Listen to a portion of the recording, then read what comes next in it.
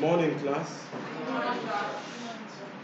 We have agreed to meet today, being Saturday, 27th of March 2021.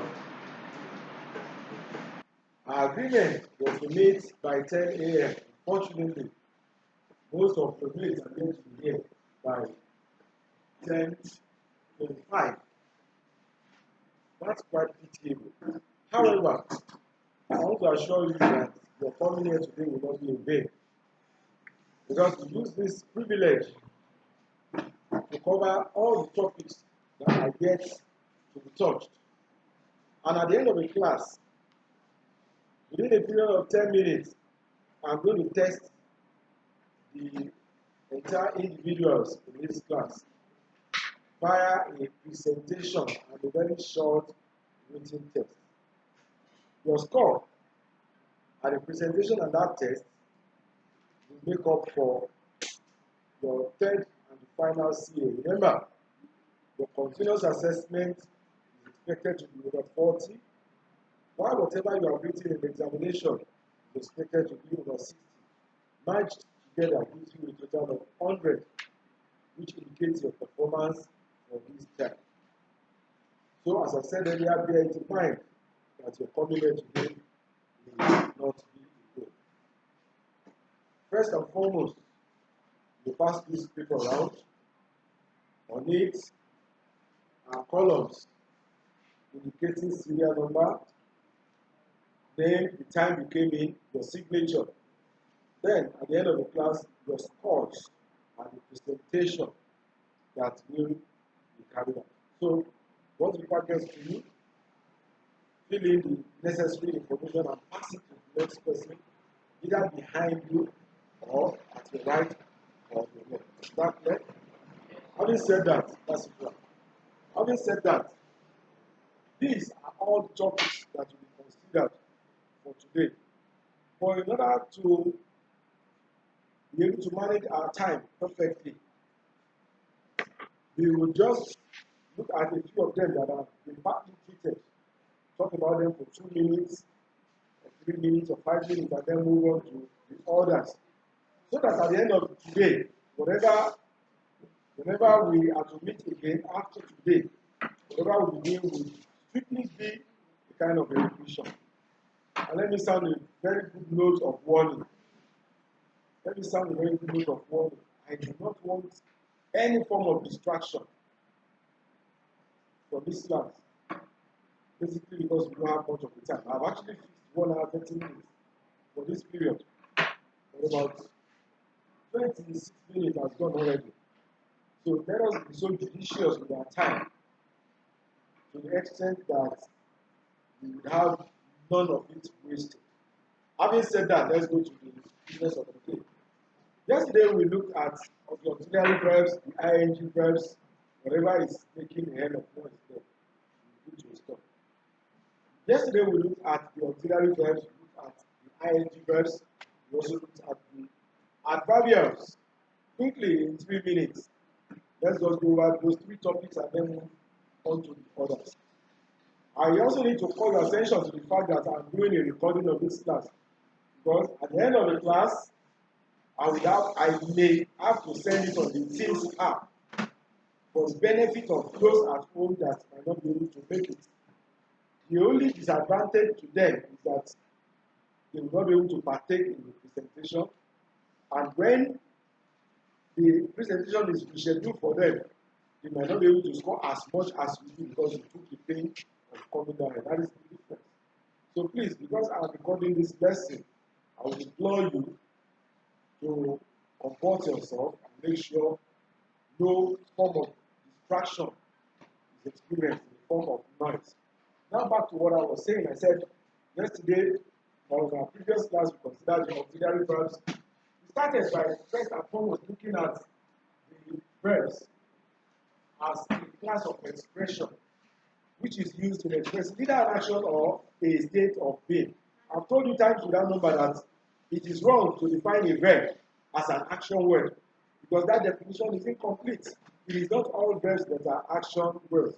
It is not all verbs that express action. It is not all verbs that are used in expressing action. Now the question is, what is the right definition for the verb? The verb is either an action, a word that expresses either an action or a state of being. What are those verbs that are used in expressing actions? These are what we call lexical verbs. You still remember that. While those that are used in expressing a state of being are the ones we classify as auxiliary verbs. Remember, our focus in this lesson are the auxiliary verbs. However, for the purpose of reference, lexical verbs are further classified into what we call transitive and intransitive verbs. By transitive, we mean verbs that carry objects with them within a sentence. In other words, transitive verbs are those verbs that express actions which are performed by an individual and then extended to a receiver, which is regarded grammatically as the object. Are we making sense? While intransitive verbs are those verbs that are incapable of having objects attached to them in a sentence. Giving examples, if I say, I slap him, the act of slapping emanates from me, and then extends to him. Therefore, I am the subject in that sentence, while he is the object, being the receiver. However, the intransitive verbs are those verbs that do not carry objects. For instance, I can say, I cooked, I slept. In the sentence, I slept, you cannot say, I slept myself. I slept myself. It is not acceptable. Slept is a verb class of verb that is incapable of taking an object. So we classify it as an intransitive verbs. Transitive verbs are those that receive objects or have objects, while intransitive verbs are those that do not carry objects there. Are we together? Now, for both the intransitive and the intransitive verbs, we have other product classes, but before them, let us look at the subclasses of the auxiliaries. What are the auxiliaries? Remember, auxiliaries are verbs. Auxiliary verbs are verbs used in expressing a state of being. They are verbs used in expressing a state of being. In other words, they are basically helpers. They help other expressions achieve complete meaning within a sentence. Just as we cannot say, I eating. Alright? Then, for the expression to become meaningful, just say, I am eating. He is running. No, he is running. So, am, is, was, are, and such verbs are what we call auxiliaries. There is a major classifications for them. Call them the be verbs. There are three major classifications: the be verbs, the have verbs, and the do verbs. Are we together? Alright. Now, basically the be's and the haves are the basic auxiliaries.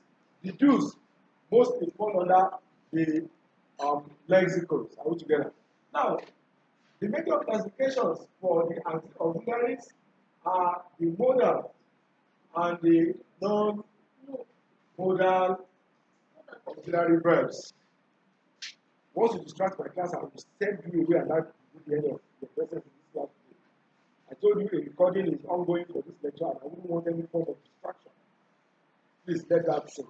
Having said that, for the auxiliaries, we have the modal and we have the non-modal auxiliary verbs. Now, what are the modal auxiliary verbs? Let's go back to the definition of the auxiliaries. They are helping verbs, helpers, verbs used in expressing a state of being. Just as we cannot say, I going. The right expression will be, I am going. Am is helping going, make a meaningful expression, meaningful sentence there. Are we together? Now, having said that, the modal auxiliaries are the class, or the modal auxiliary is the class that actually explains what the auxiliary. Alright, as I was saying before the break, said the non-modal auxiliaries are basically those verbs, forms of verbs that actually express. The non-modal, I said, are those that basically express the main functions of the auxiliaries. In other words, they are basically helpers. They go one way traffic. They just go like that. Helper, helper, helper. Helping, helping, helping. I am here. He is here. I was here. I have eaten. And so on and so forth. However, the modal auxiliaries, modal, what I have explained previously, are those. However, modal auxiliaries or modal auxiliary verbs are those that perform many functions. Do you understand? Apart from helping a sentence, helping another word within a sentence achieve a full meaning. Do you understand? They perform other. Said the modal auxiliaries are multifunctional in nature. Non-modal are one-way word. They are single-faced. They perform only one function, just help other expressions achieve complete meaning. While modal, as in you can mold them into various shapes, are multifaceted. That means they are multidimensional. What are the things they express? There are certain intents that may not be very clear to your audience at the time you're speaking. But by the time the person gives your thought a second thought, your speech a second thought, you say, oh, this is what this person is saying. And those are the things you consider the last class. For instance, you might indirectly be giving someone a promise by saying, I will attend your party. I will. That is a word of promise. That is what a modal auxiliary verb does in such an expression. Can expresses ability. Won't expresses determination. May expresses probability. In a particular sentence, you can use all of those auxiliary verbs differently to express each of those notions. Is that clear? Having said that, although we did not mention this in the previous class because we were not asked to go into that, when you combine your transitive, intransitive, modal, and non-modal, combine all of them together, you can still achieve what you call finite and non-finite verbs. We have done a lot about finite. What are finite? There are two classes of such. Your simple present and your simple past. How do you form them? A verb plus or minus s, simple past, a verb plus d or ed. While the non-finite have three types: the present participle, the past participle, and the present infinitive. How do you form this? Present participle verb plus ing, past participle verb plus en, almost the same form with this d and ed. Then present infinitive, to plus the basic form of the verb. We have done so much of this. Hello? Are we together? So this is the breakdown of what we call the forms of verbs. But specifically, we were asked to actually consider in this scheme the auxiliaries. So we're talking about auxiliaries. Our major focuses are on the non-modal and the modal auxiliary verb. Now, for example purpose, in this term, or at the end of this term, I will ask you to write exhaustively on the auxiliary verbs. So in doing that, first and foremost, you must give me a definition for the auxiliary verbs. What are auxiliary verbs? What are the basic classes, modal and the non-modal? Starting with the non-modal, what do they do? Basically, they just assist other expression achieve complete meaning. Altogether. The non-modal, what do they do? We now begin to cite examples.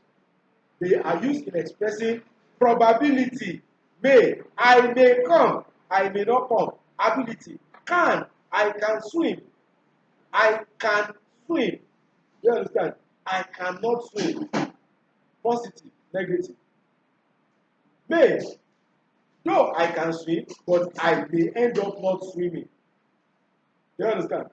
Determination. I knew someone who died by, you know, drowning. Now you ask me to come and swim. I won't ever swim. Determination. There are close to about 15 of such functions which your modal auxiliaries perform. Now we are giving you a clue. It's now left to you to go and make more findings. Question. You have a question? Quickly.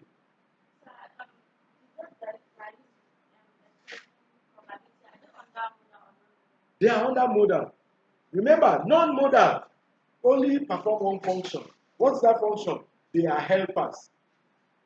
But modal, they are partly helpers. They act as helpers. For instance, I may come tomorrow, or I may attend your party. Remove may. What would you have? I attend your party. How does it sound to you? You understand? I may attend. May attend makes it standard. Then beyond making it standard, may there indicates probability.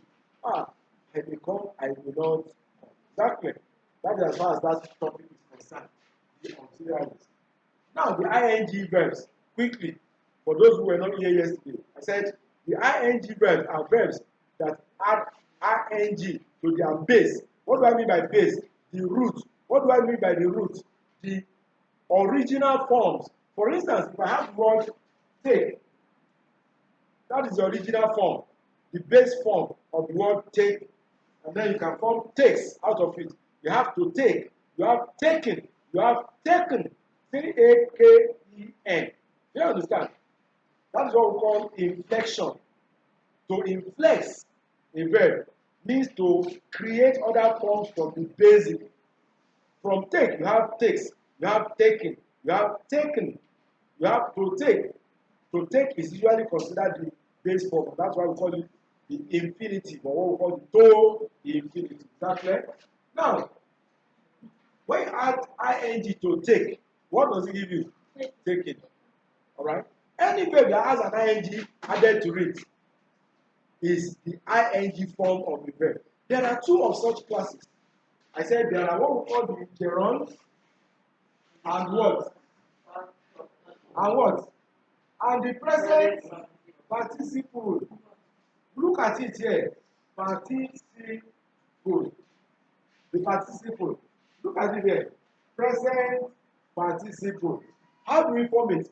By adding an ing to the base form of a verb. Are we together? So now, you want all the present participle. It's just a verb plus ing. When we add an auxiliary we have just done here. The B auxiliaries. What are the B auxiliaries? Non-modal, B's. There are 8 of them in the family. Be, is, are, and, was, were, be, 1, 2, 3, 4, 5, 6, 7, 8. We call them the be verbs because be leads them. Why add ing to be? Hello? I said all of the verbs we have identified above, right, have both the finite and the non-finite forms. Do you get that? What are the finite forms? Verb plus s minus s, or verb plus d or ed. What are the non-finite? All these forms. ing, verb plus ing, to plus verb plus men, d or ed, as the case may be. Alright? So now, if you want to form the finite and the non-finite form of the be verb, all we just need to do is add ing to be, it becomes what? Being. Add en to be, what does it become? Being. All together. Now, is. What is the plural of is? That is verb plus s. Are. What is the past tense ed of is? Was. Okay, was. What is the plural of was? Where? You understand? That is how they contract and inflex. Do you understand? That is how they inflex. That is how further forms are created out of the original. Now, having said that, I said The present participle simply means the ones with ing. Now, when they stand by themselves, take plus ing becomes what? Taking. When taking is standing by itself, it is called a present participle. But when we now go into the word of the auxiliaries and borrow is to read, I will say is taking. And then we decide to add a subject to it, E. And then we add an object to it, is meal. Then we also decide to add an adverbial at the moment. Then the expression becomes what? He is taking his meal at the moment. Our most concern is this is and taking. When we have this form, we have created what is called the present what? Continuous tense. Continuous tense. Are we making a sense? With this, we have formed the present continuous tense. That is one of the things the ing verbs do. A present participle used in forming the present continuous. Apart from the formation of the present continuous, what again does the ing verb do? With the ing verb regarded as a gerund, remember that the word originally, the verb originally being spoken about is a verb. The word being spoken about is a verb originally. Take plus ing, taking. Eat plus ing becomes what? Eating. Both eat and eating are both verbs. But we may decide to convert its use. You understand? Convert its use or its usage from a verb into another word class. For instance, from a word to from a verb to a noun. You understand? Eating is a good habit. What is a good habit? Eating. If you don't say eating consistently is a good habit. You know, there are some of us who observe 101. Oh, I hope you are familiar with what I'm saying. You are not, because you are rich people. Good for you. When you go to some homes outside of these estates, for instance, you see some homes where people skip meals. You are expected to take, if you are okay, you are expected to take 3 balanced diets, 3 square meals, morning, afternoon, evening. In some homes, some people don't eat in the morning. They only eat in the afternoon and in the night. Have you heard of something like that before? Okay. Have you experienced it before? Have you experienced it before? Yes. Yes. Sometimes you may just want to maybe diet. You want to shed off some fats.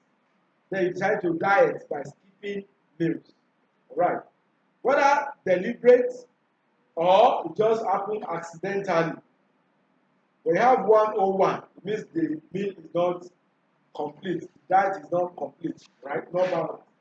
Now, some people will go beyond skipping meals, like once or twice in a day, to skipping a whole day or skipping some days. For instance, when you are in trouble or difficulties, will tell you, the religious people will tell you, you have to go to God in prayers. And how do you do that? You go fasting, right? And then add prayers to it. Some people may decide to go like 3 days without taking anything at all. They skip meals for days. But when you do it consistently, then you go late. People will look at you and say, come, are you the only one in problems or having challenges? Stop all these long, protracted fasts. Stop skipping meals. Why? Because eating consistently is a good habit. Consistent eating is a good habit. Eating is a good habit. Eating there will answer to question what? What is a good habit? Eating is a good habit. What is a good habit? Eating consistently is a good habit. So anything that answers to question what, remember, is a noun. So because this expression eating answers to question what, then it is functioning as a noun in that expression. Do you understand? So when you convert a verb into a noun. Rather than saying he is eating, you now say eating is a good habit. You have reversed the form. He is eating. You change it to eating is a good habit. You understand? You change it from being a verb into a noun. When that happens, that noun is what we call gerund. Are we together? In other words, what we call verbal noun. Can I hear that? Louder. Are we alive? What do I call it? Verbal noun. That is a noun that originates from the world of verbs. Is that clear? Alright. So, apart from the verbal noun, we also have verbal adjectives. A verb that functions as an adjective, but the point has actually been made. And that sees us through the second topic. When are we stopping? 11:30. We have 30 minutes to go. Alright. So we are done with this, we are done with this. What are adverbials? That's the next topic. What are adverbials? Adverbials. Thank you. Related to an adverb. A word that is in one way or another linked to an adverb. Now, what's an adverb? An adverb is a word that modifies a verb, an adjective, and another adverb. Thank you. So, an adverb modifies three things: verb, adjective, adverb. But what we call adverbials goes beyond an adverb, though it has its roots in adverbs related to an adverb. All together. It is related to an adverb. That is, it performs almost the same function as an adverb. In other words, if we have an adverb, we may unconsciously sometimes call it an adverbial expression. And when we say an adverbial expression, we either mean a single word or multiple words. Are we together? But in most cases, adverbials refer to more than one word. So we have two of such classes, either an adverbial clause or an adverbial phrase. Are we making a sense? Yes. All right. An adverbial clause or an adverbial phrase. Just the same way we have noun clause, noun phrase. Our noun clause and noun phrase can also be called nominal clause or nominal phrase, or what we call nominalization. Another example of a nominalization is the case of this gerund that we previously talked about. When a verb acts in exactly the same way as a noun, that is a form of nominalization. So are we together? But here, we have gone past the level of nominalization. We're rather talking about adverbials. Alright? A single word can be adverbial in nature. A group of words can also be adverbial when it gives more information, further information, additional information about mostly a verb. Are we together? So I said there are two classes of such: the adverbial clause and the adverbial phrase. First and foremost, let's look at the adverb. If I say he runs fast daily, he runs fast daily. In this expression, runs how? Fast. Runs how often? Daily. The expression fast and daily are good examples of adverbs. Alright? An adverb modifying a verb. Adverb modifying a verb. Right? If I say he is tall, he is a tall man. Tall here is an adjective modifying or qualifying our subject. But the way it is used here It is called predicative adjective. What do I call it? Predicative adjective. Predicative adjective. However, the way this term is being used here comes before the noun it qualifies. We call that an attributive adjective. What do I call that? An attributive adjective. Alright. Now, this same term being used to qualify a noun man can further be qualified by another word. If I say he is a very tall man, very here qualifies the adjective tall. Therefore, very is an adverb, tall is an adjective,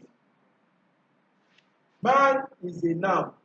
Here we can see an adverb modifying an adjective. Now, let's look at the other expression given earlier. He runs fast. If I say he runs very fast, very here is an adverb modifying an adjective. An adverb modifying an adjective. Alright? Another thing we need to note is that Miriam, sit up. Who's sitting before you? Now, when we have an expression like this, we say very here is an adverb modifying the adjective fast. Now that takes us to various types of adverbs. We have adverbs modifying a verb, an adjective, or an adverb in relation to time. So we can say an adverb of time. We have one modifying in relation to place, location, the adverb of place. So we have adverb of place, adverb of time, adverb of manner, adverb of frequency, of what? Of degree. Thank you. Any other one? About 5 or 6 of them. However, there are some types of adverbs we talk about sometimes. Adverb of reason. There is no adverb of reason. You can only have an adverbial clause or phrase of reason, because any you call reason will be very long, will be more than one word. Are we making a sense? Will be more than one word. Whereas others, place, time, manner, degree can be of one word. Are we together? Now, having said that, adverbials. Remember, we have adverbial clause, adverbial phrase. We already know what our clauses and phrases are. A clause is a group of words or an expression that contains a finite verb, while a phrase contains either no verb at all or containing a non-finite verb. How do you get that? So having said that, I can just give you some sentences and underline certain portions of it and ask you, the portion that is underlined is adverbial in nature. What type of adverb is it, or what type of adverbial is it? Is it an adverbial clause or an adverbial phrase? Then you need to look out for your finite and non-finite verb. When you have a finite verb, it means the expression is clausal, that is a clause in nature. When it doesn't have a finite verb, having no verb at all or having a phrase, a non-finite, then you know it is a phrase. Then your adverbials will also answer to certain questions, just the same way your nominal expressions do. What does a nominal expression answer to? It answers to question what? Then, what does an adjectival expression answer to? It answers to question which. What does an adverbial expression answer to? It answers to question when, why, how, why, when, why, how. How fast, how soon, how early, to what extent, God bless you, on what condition, and so on and so forth. Do you understand? So I will just give you some expressions and ask you to identify. How do you identify them as adverbials? You identify them as adverbials when the answers to all those questions we have enumerated. How do we know they are clausal, that is a clause, when they contain a finite verb? And how do we know they are phrasal, that is a phrase, when they contain no finite verb or non-finite verbs? Any question? In the absence of question, let's move on. The next topic, so we have done justice to these 3 topics. The next topic on the table is argumentative essay. What is an argumentative essay? I hope you know that argument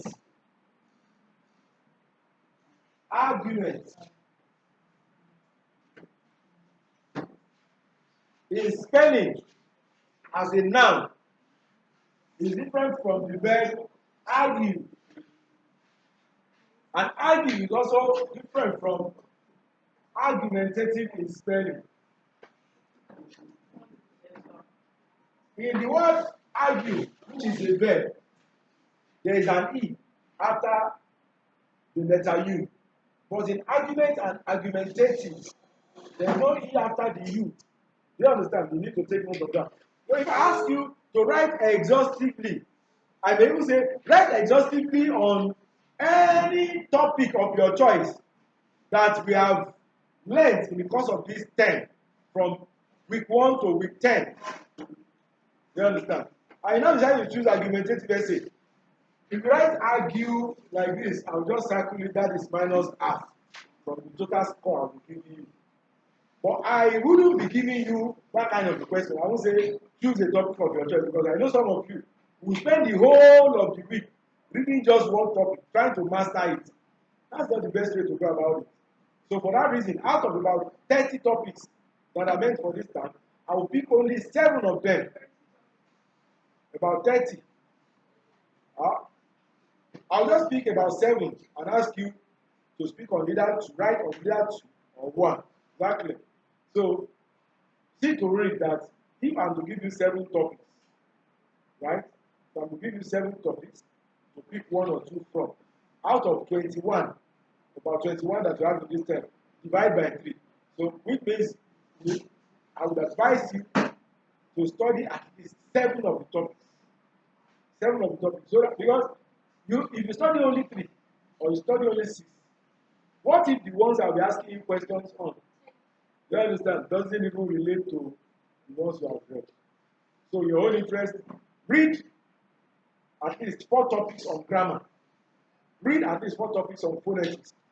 Look at all the number of topics on grammar, all the topics on phonetics.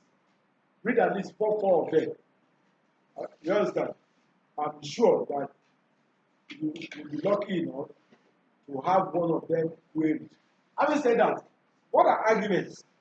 Like when you engage in a talk with somebody with a contrasting opinion, contrasting idea, then you call that an argument. The same thing applies to your writing. When you are given a topic, for instance, and that topic seems to be multifaceted, having like 2 faces. Faces, I mean P-H-A-S-E-S. Faces, not F-A-C-E-S. Alright? Having more than one face. Then you'll be expected as a writer, as a debater, as the case may be, to take a side. That means you're expected to either be in support of the topic or be against such. Now, if you handle such a topic standing in front of a crowd or standing in front of an audience, wake him up, then that will be called a debate, because it is in the form of a speech. But when you put it into writing, you call it an argument, or what you call your argumentative essay. So in other words, there is a distinction between debate and argumentative essay. Wake up. Yes. Yes. Right. You write things like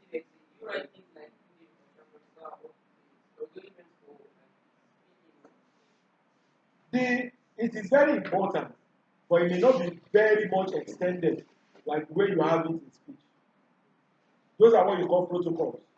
All protocols duly observed. You know, some people, when they want to deliver a speech, like the governor, you come to her and say, Mr. President, sir, the Vice President, President of the Senate, the Speaker of the House of Representatives, all governors here present. You cannot mention everybody. And at the end, you say, all other protocols duly observed. When you are engaged in a debate, you understand, in a debate, for instance, probably on a topical issue in a school, there is a competition and you're expected to give your own speech on a particular topic. You just also have to observe the protocol. For instance, whoever has been invited to be the chairman of a program that takes in or accommodates that debate competition, you have to observe the person's presence. You understand? You have to note the person's presence.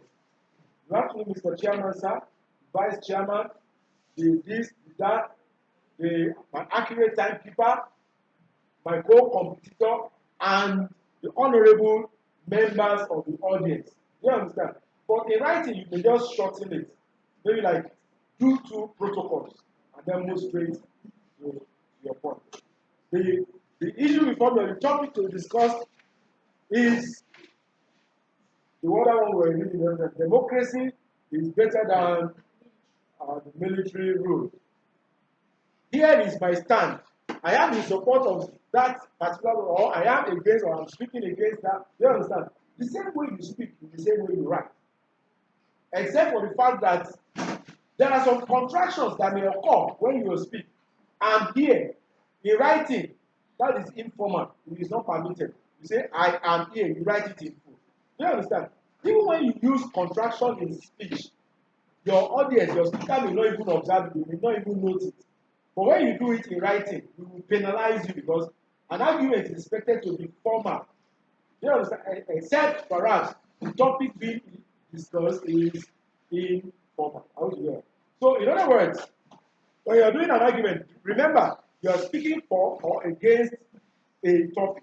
That, however, doesn't mean you're going to nullify all the points being raised by your opponent. Remember, you are expected to take a side. Yes, military rule or democracy is better than military rule. Why? One, people decide for themselves. Two, whoever ends up being the ruler or is lucky enough to be voted in, do you understand, doesn't have all the powers to himself. He has to consult the people through representation. He is not the only one ruling. There are other people in the House of Representatives, in the Senate. Do you understand? There are people voted in to be governors and the rest of it. You have to seek their opinion in whatever decision takes. However, there is a kind of a deficiency to this. Because when you have too many people to decide on an issue, it takes time. In other words, democracy could be slow in application. But in military or other autocratic rule, one person takes a decision, he makes whatever he needs to do, come up fast. Do you understand? So as issues raised have merit, so also do they have merit. Do you understand? As you speak in favor of a topic your opponent speaks against, you try and embrace at least one or two of your opponent's points to say that despite the fact that I disagree with him that military is better than democracy, I still see reason in the fact that, certain characteristics in the military law pertaining to, relating to the military rule are very viable. For instance, decision taking is always fast, and which makes execution of projects or plans or stuff like that makes them fast or quickly achieved. You understand? So when you're doing an argumentative essay, these and many more are the things you need to take note of. I would implore you to go online, Google argumentative essay. Any other information that is added that is not a part of what I've mentioned there, add it to your archive. Does that make sense? Any question? In the absence of further questions, we move to the next topic. We have just 15 minutes to go. Right. The next topic after the argument is punctuation mark. We're going to spend only 3 minutes on that. What are punctuations? What are punctuation marks? To punctuate means what? To punctuate means to pause. It doesn't mean a total stop. To stop means to halt. You are not moving. But to pause means to stop briefly and then you progress. Do you understand? Now, punctuation marks are signs, are symbols used in writing to show or to indicate a pause. Just the same way we do it when we speak. There are times you read some write-ups on social media when you get home and you have access to your phone. You look up Facebook, look up WhatsApp, then you see some interesting write-ups. Do you understand? Put up by certain individuals. Now, when you see one that is written in such a way that everything is just linked one to another, you see a write-up that filled up a whole page. Do you understand? Without any space in between. Do you get interested in such so easily? Maybe you don't understand what I'm saying. Let's compare it to another one. Someone writes right from this point up to this point, and then create a space, and then continues his writing, gets to this point and stops, create another space, and goes on like that. This serves as a kind of paragraphing or indentation. Do you know, in the course of reading, you observe indentations. It makes reading of a text or write-up very interesting and attractive. But when you see everything jam-packed, written all together, you're writing an essay, for instance, you then write about 4 pages. 4 pages with no space, with no indentation, with no gap between one paragraph and another. Immediately you see it, what happens to you? You become disinterested. Let's take, for instance, those of us who are students of literature. You are given a recommended text. Let's say Mayor of Casterbridge, for instance. I can't remember the name of the author. This is a novel that is as much as of about 500 pages.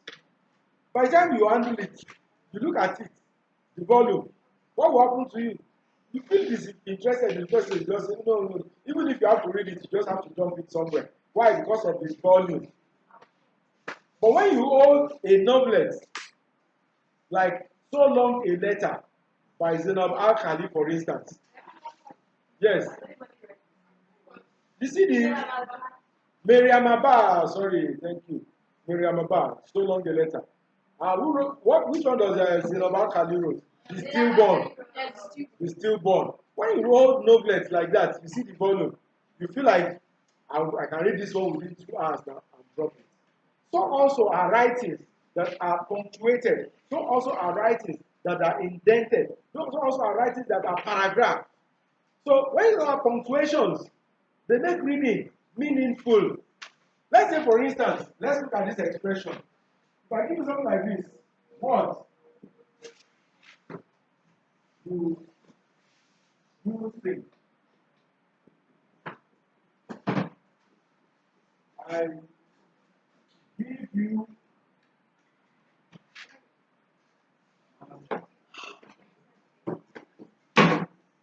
apple for free.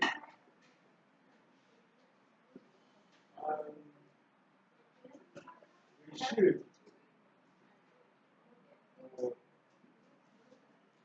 Look at this expression, for instance. What do you think? I give you an apple for free and a shave for nothing. Does it make any sense to you? No. What do you think? I give you an apple for free and a shave for nothing? What does it mean? Can we punctuate it in 1 minute? Quickly. Quickly.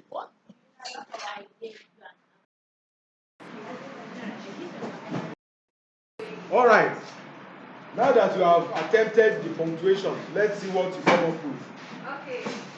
What do you think? Question mark. No. Yes. I give you an apple for free. I give you an apple for free, comma, and a shave for nothing. Full stop. I hope it's correct. All right. Do we all agree with her? Do we all agree with her? Do we all agree with her? Yes. Is that our final answer? Yes. All right.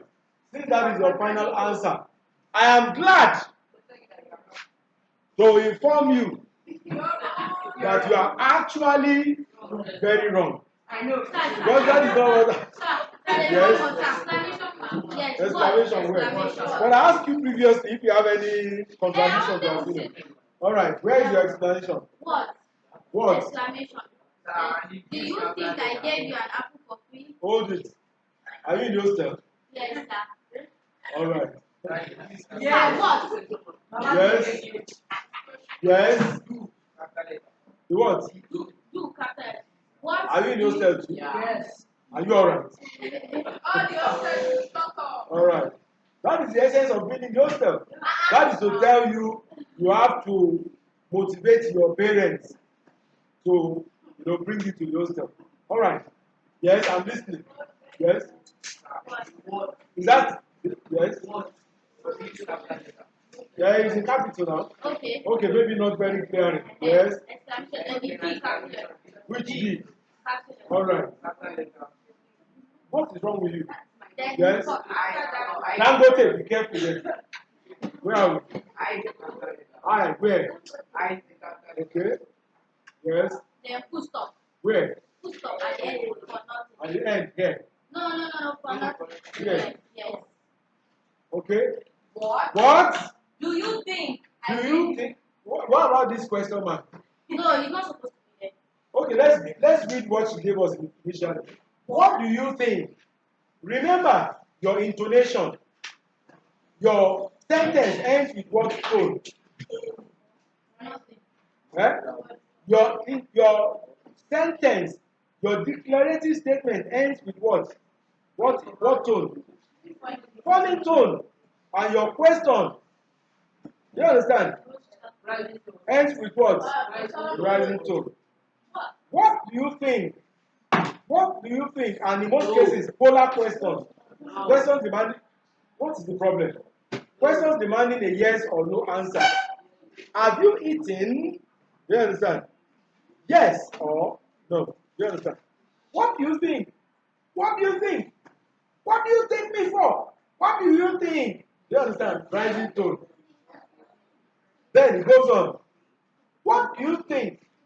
Or that is what she gave us here. What do you think? Stop there. I gave you an apple for free, comma, and a shave for nothing. Does that make a sense? What do you think? I give you an apple for free and a shave for nothing. For nothing. Remember, fall tone. For nothing. You understand? It doesn't make sense. So rather, let's adopt the second. What? Do you think? Do you think this will be replaced by a comma? What? Do you think I give you an apple for free and a shade for nothing?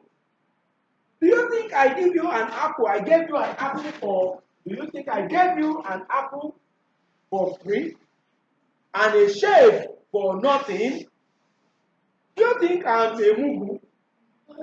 I decided to do that because I want to achieve something. Do you understand? So, with the use of punctuation marks, all right, we're able to get a better tone to the expression. In the absence of a punctuation mark, do you know an ordinary punctuation mark could actually send somebody to jail? Yes, to jail. The non-use of appropriate punctuation mark would actually make a judge unknowingly sentence someone to death. Yes, the use of punctuation mark. Oh. Yes, when you deliver a judgment, you understand, you have to script it. In the course of writing, you miss one letter or you miss a punctuation mark. That may send somebody to jail or send, an individual to his timely death. Alright? So we need to be very careful. What are the punctuation marks existing in English? Your full stop, is also called a period.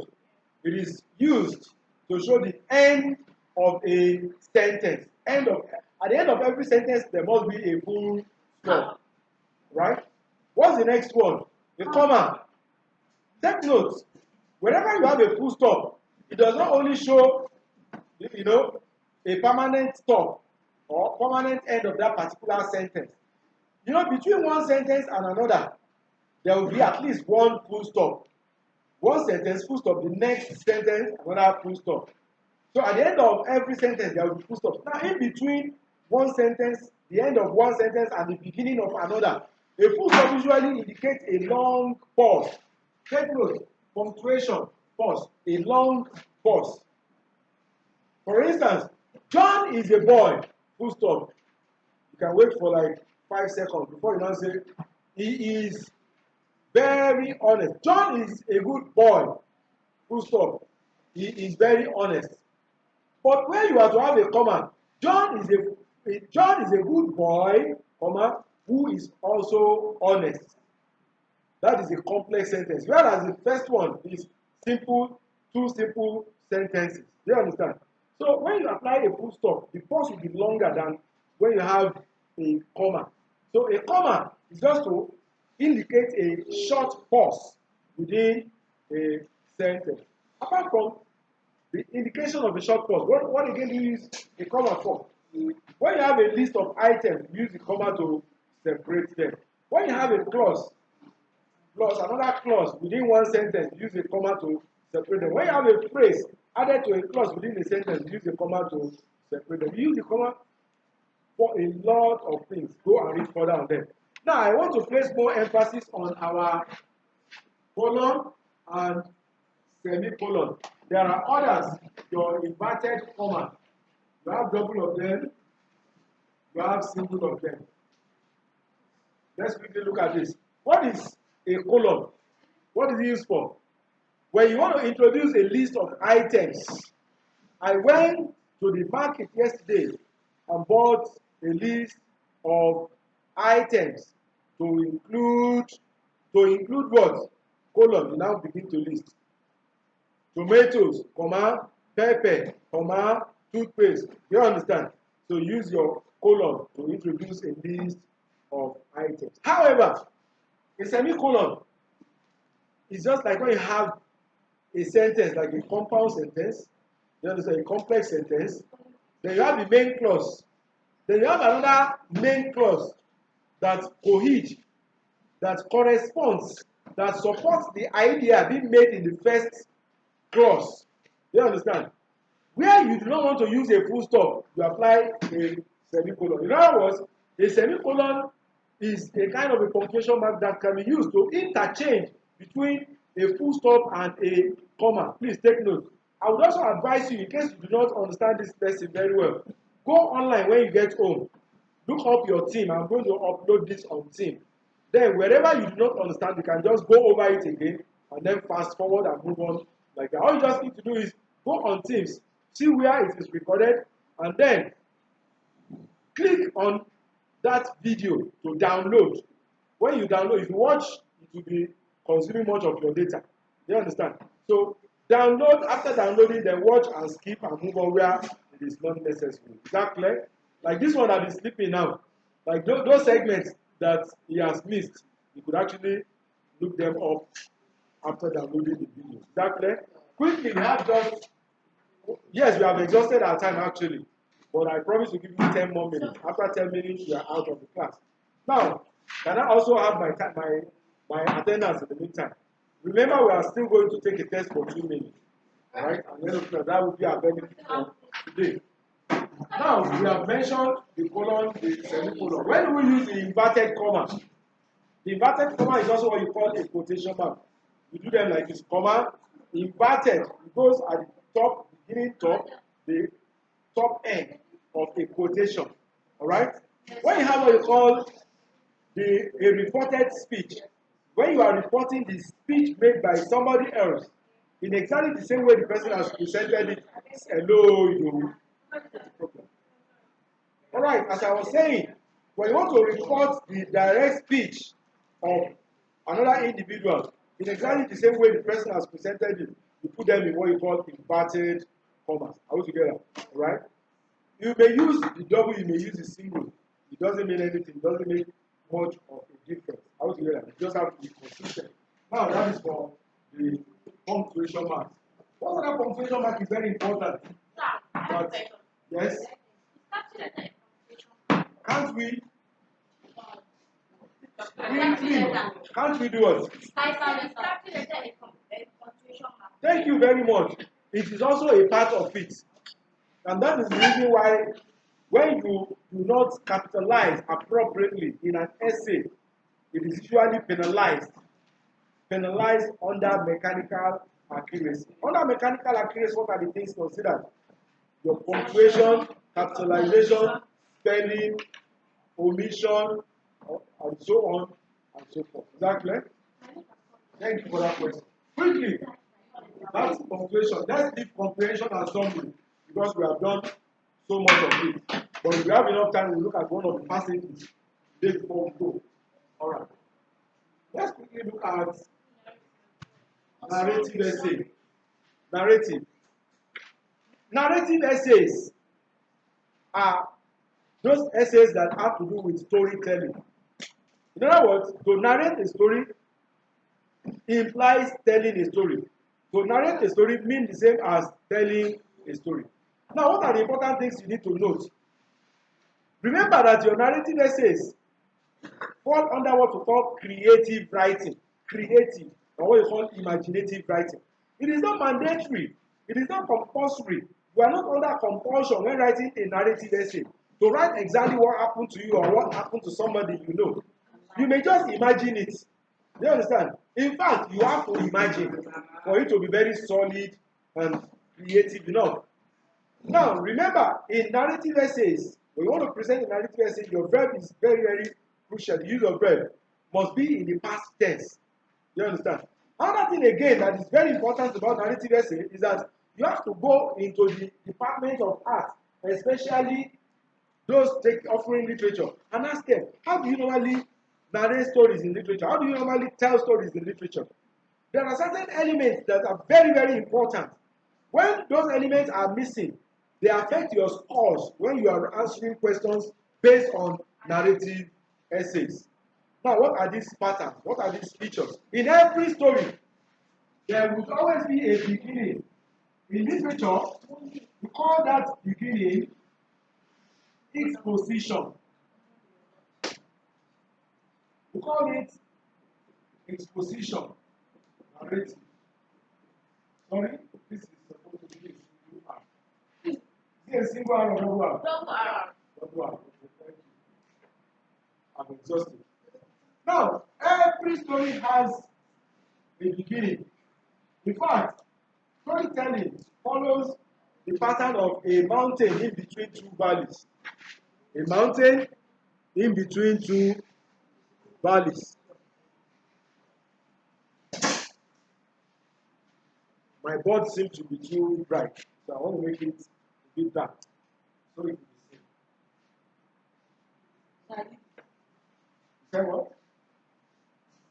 Yes? Pass your record. I should do what? Pass your record. It's almost done. All right. Don't worry, except you have to show the faces of everybody to read that. All right. I said, you tell your story in such a way that it seems like you have a mountain and two valleys around it. Every story has a beginning. From this point up to this point. That is what we call point one. At your point one, we call it, what do I call it now? A layman calls it an introduction. Call it an introduction, but in the literary field, we have a time for that. All right. That introductory part in the literary field is what we call the exposition. What do I call that? Exposition. Thank you. Now, from the same point, you tell a story in such a way that you motivate the interest of your reader or your audience. So it goes like from a low point goes to an high point. Now, this thing that shows the movement is what we call the rising action arrow. Every story must have a rising action arrow. You must motivate your reader. Alright? You are free to eat since it's a Saturday. Alright? But make sure you keep my portion. Now, as I was saying before the distraction. Now, when you get to this point, listen, you must tell your story in such a way that all the people who are involved in the story, you feature them all at this beginning. Introduction of characters, that is, in the exposition, make sure all your characters are introduced. You introduce at least 90% or 80% of your characters. Alright? Then, after introducing them, you give us a kind of a balance. or you first and foremost create a conflict. What is conflict? This is at this point. Point 3. The story rises up to the point of conflict. What is conflict? When there is conflict of interest, it means one person goes against the other. You tell your story in such a way that you say, oh, there is a problem. That problem emanated from the clash of idea or reasoning from two different parties. There is a guy, very tall guy like that. He is interested in a very beautiful girl and wishes to make her his wife. Then all of a sudden, another guy shows interest. How many of us are literature students here? Okay? And the literature students, how many of you have read A Midsummer Night's Dream? How many of you have read A Midsummer Night's Dream? The story of, you have not. Theseus has the betrothed wife. You don't know her name because you have not read it. He's a king, the Athenian king. Some of his subjects too, one in love with another. We have Hermia, we have Demetrius, we have Helena, we have Lysander. These are 4 different people. Lysander is an Athenian name. Lysander a boy, Demetrius a boy, Helena a boy, Hermia a boy. Now, Hermia has a father, Aegeus. The father is interested in one of his noble men by the name Demetrius. Has interest in one of his noble men. The father is like a baale. No. The father Aegeus is like a baale. He has some others. Listen now. He has some minor chiefs under him. One of them is Demetrius. He likes him so much that he wishes that he marries his daughter. That is Hermia. But Hermia doesn't seem to have interest in Demetrius. Rather, Hermia is in love with Lysander. Now, Lysander has once shown interest in one of Hermia's friends by the name Helena. So they have dated for a period of like 1 week. And then they got the relationship squared. The relationship got dissolved.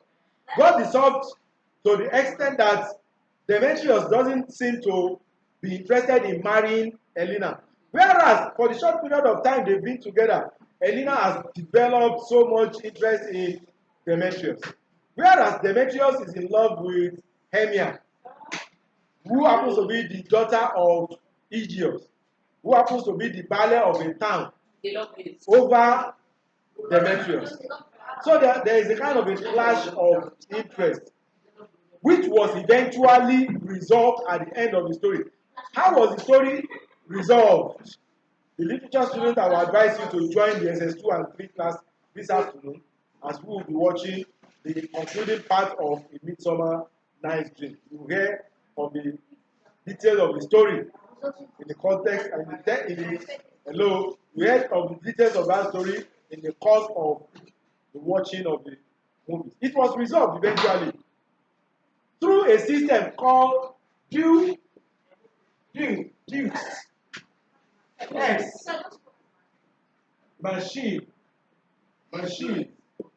We'll call it machine. Due X machine is a term in drama, Greek drama.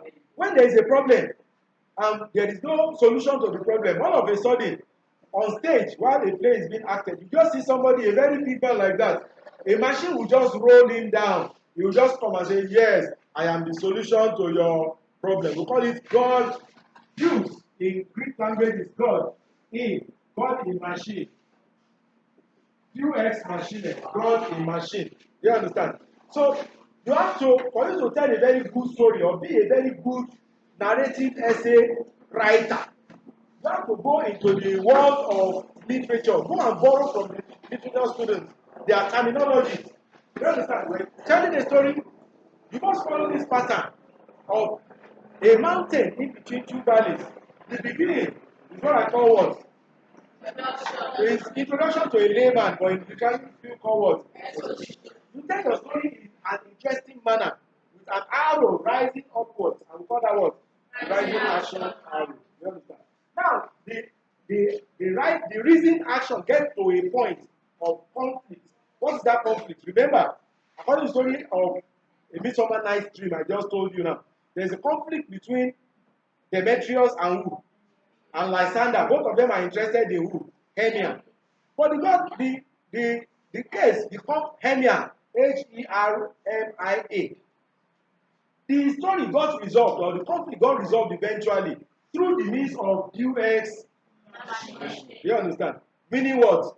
God, that is, a God just came and bring about a resolution. And how was it resolved? Through such means. We have fairies. What do I call them? Fairies, they are like small angels. You understand? Fairies, yes. So they came and poured some portion in the eyes of, okay, this person is not interested in this other person. They pour some liquid portion in their eyelids. In such a way that when they sleep and then wake up, all of a sudden, whoever you see, you fall in love with. So, yes, so the conflict that was generated initially, hello, the conflict that was generated initially got eventually resolved. You understand? When you get to the highest point of conflict, that is point 4. That is what we call climax. How many of us have encountered that word before? Yes, climax. That is the highest point of anxiety. Now, the problem started from this point, get resolved here. You understand? Get to its peak, climax, highest point here. Hello, why are you talking now? Get to its highest point here. You understand? And eventually get resolved. 5, that is point 5. That point 5 is what we call resolution. What do I call it? Resolution. In literature, we call it denouement. What do I call it? Denouement. But it is spelled denouement. You understand? Denouement. Denouement. It's a French/Latin word. Problems resolved. On the final note, when you are telling a story, you are doing your narrative. That is the pattern. Once you are able to follow this pattern, you have an exceedingly great write-up. And on that note, we will end it up today. In other words, we will have to forego the remainder of the few topics. In fact, thank God, they are not even big topics. So what I will advise you to do is to go do vocabulary development. How do you develop your vocabulary?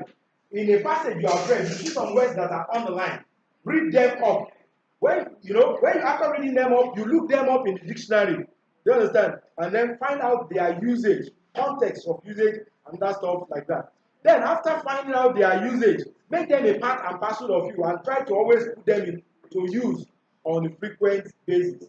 And when you do that, you have extended the volume of words acquired into your archives. And that ends up the topic for today. Now, Monday, there's an assignment for you. That assignment is going to serve as your CA. Our time is fast spent. We are 20 minutes behind schedule, so I won't be able to do that today. So, hello. What you're going to do is write on these topics. Your score will serve as your third and the last CA. Now, no individuals. Give yourselves numbers. This is how you do it. Our usual way. You raise your hand and give yourself numbers. And the numbers will determine the topic I will give you. So you go and make research on it and write about 2 pages on it. That is your assignment. Right from here. Quickly. 2, 3, 5, 6, You. 7, 8, 9, 10, 12. 15 of us. So I'll give you 15 topics. Hello. No 2 persons must write on 2 items. So I'll read out the topics by the numbers. And then that will be what you'll be submitting to me on Monday. All right. In the meantime, we would have to close up our lectures, the online lectures, the recording. All right. By saying goodbye to our home viewers. Thank you for being a part of this.